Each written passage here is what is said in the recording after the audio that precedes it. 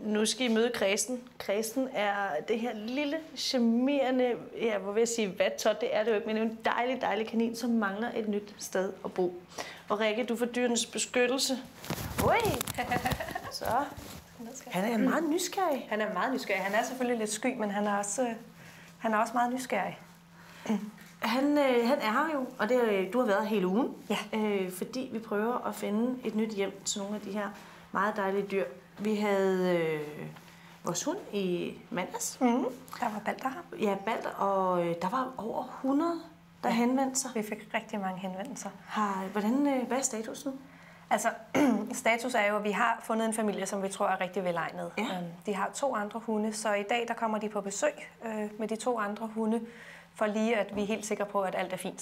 Så familien er ved at komme igennem det sidste nåleøje, for at blive godkendt til at adoptere Balder.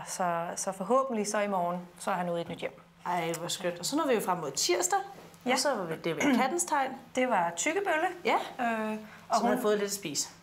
Var lidt en stor kat. Ja. Hun har fået rigtig mange henvendelser også. Ja. Så nu er jeg der jo ikke i dag, så jeg ved ikke, om hun allerede har haft nogle besøgende, men i hvert fald så har vi haft mange henvendelser, der gerne vil have sådan en ordentlig krammebamse. Og det er jo skønt. Ja, så det er jo helt fantastisk. Og så har vi Kredsen. Så er det Kredsen i dag. Hvad er hans historie? Hans historie er meget typisk for kaniner, som vi får indleveret hos Dyrenes Beskyttelse, at... der var lige lidt, der faldt. Ja. Han er fundet i en lille æske ved en affaldscontainer i en by, der hedder Ejby. Og det er desværre meget, meget typisk for vores kaniner, at vi kan jo gode grunde ikke vide, hvad det er, der sker, men vi kan jo gætte, at folk de enten har fået kaninunger, som de ikke lige havde regnet med, fordi de havde sat en far og en morkanin sammen, eller at det ikke var det, børnene ville have, når det kom til stykket, eller hvad ved jeg. Så han er i hvert fald sat i en æske ved en affaldscontainer, hvor han jo heldigvis er blevet fundet, før han blev smidt ud. Og så er han kommet til os på den måde. Og han er kun 4 måneder gammel nu, og vi har haft ham i cirka en måned. Og han er sådan ret nysgerrig i forhold til en normal kanin, sagde du lidt af?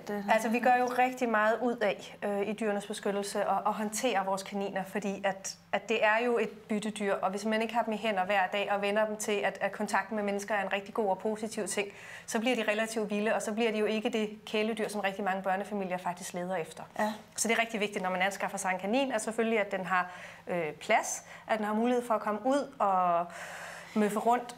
Ja, for det er jo meget det her med, at når man er vant til, det kan jeg da huske, for da jeg var yngre, og mine veninder havde kaniner, så havde de et bur, men det er faktisk meget vigtigt, at de har meget plads at bevæge sig på. Ja, altså rigtig mange kaniner, eller alle kaniner har jo brug for et sted, hvor der er trygt. Ja. Så et skjulested, og der kan et bur jo være rigtig fint, men det er også rigtig vigtigt, at de har netop, som du siger, en løbegård, hvor de kan komme ud og spise nogle af de urter, som de spiser fra naturens side, og ligeledes også få noget motion, fordi at mange voksne kaniner, de er jo bollefede.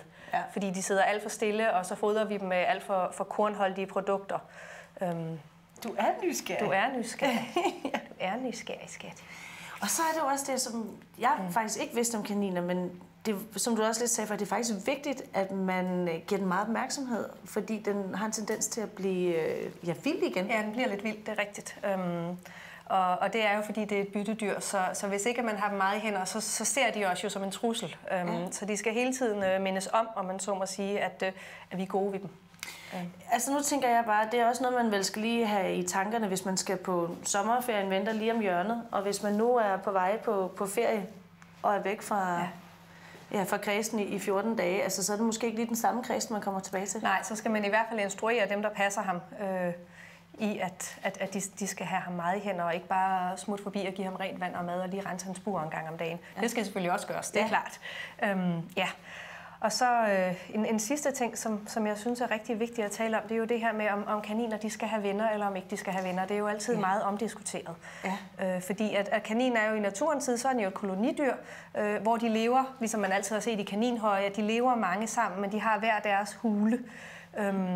Og kaniner, hvis de går sammen og ikke har mulighed for at komme væk, så kan de rent udsagt være nogle rigtig djævle. De kan virkelig være stride, og som ofte så prøver... Selvom ser så mild ud, så kan den faktisk godt... Ja, de går rigtig ofte efter kønsorganerne på hinanden, så det kan blive relativt dramatisk. Ja, det må man da sige. Ja. Når så det er sagt, så er det jo stadigvæk vigtigt, at de har social kontakt, så det er jo en god idé at have en hundkanin, og en kastreret hankanin, eller 2 søstre eller et eller andet, men 2 drenge, det bliver ofte noget skidt. Så det skal man også lige tænke over, når man anskaffer sig kanin. Så det er ikke bare med at putte så mange kaniner sammen som muligt. Det skal man lige være opmærksom på. Ja, det skal man. Kredsen er ikke neutraliseret, men det kan han godt Det kan han godt blive.